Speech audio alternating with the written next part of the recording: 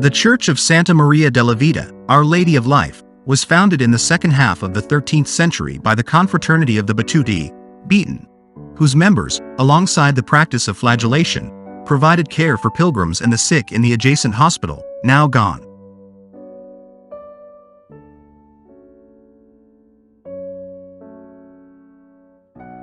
A disastrous ceiling collapse forced the total reconstruction of the church in 1687, which was entrusted to Friar Giovanni Battista Berganzoni.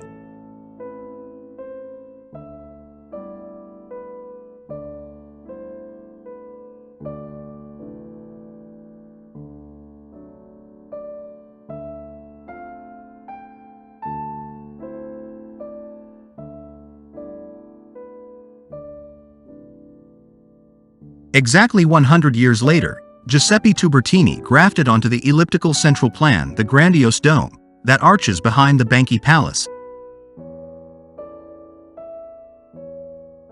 clearly visible from Piazza Maggiore, Major Square.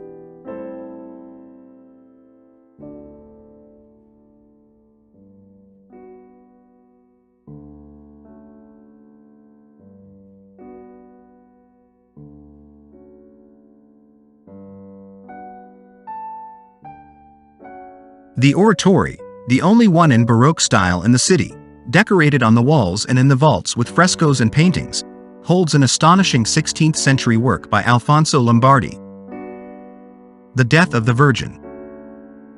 It consists of 15 terracotta statues, with the group of apostles clasped around Our Lady's coffin, which an unbeliever tries in vain to overthrow, as it is felled by an angel.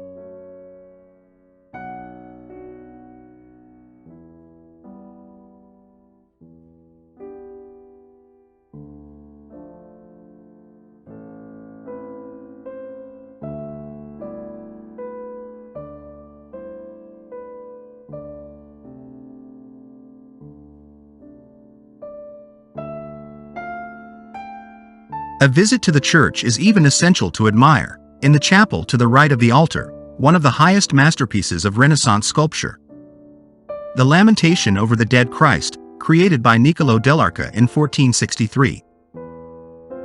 In this work, Christ's death no longer has anything transcendent, religious, or symbolic about it. It is a totally and unquestionably human drama. A group of 6 figures gather around the lifeless body of Christ. Kneeling on the far left, the grief-stricken figure of Nicodemus is connoted by an impenetrable incommunicability. In the center, the figure of St. John the Evangelist seems to be restrained in an inner weeping, which finds no outlet. In contrast, the pious women and the Virgin, the last figure on the right, indulge in a despair that transfigures their facial features, deforms their fingers, and seems to shake their bodies with sobs, and swell their robes.